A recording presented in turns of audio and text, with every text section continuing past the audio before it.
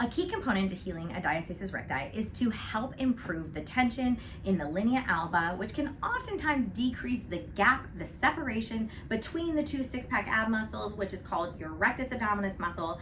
And so if you feel like you have a hole in your stomach or a separation between those two six-pack ab muscles, and or your stomach just feels completely ripped open and wide open, then you might have a diastasis recti.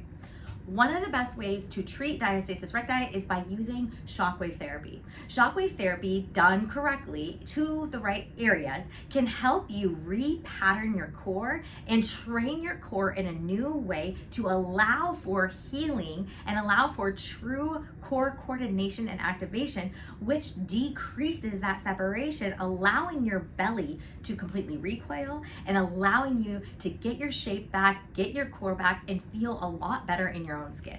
If you have a diastasis recti, I would highly consider using this regenerative tool of shockwave therapy to help improve your core healing and your core recoil and decrease your diastasis.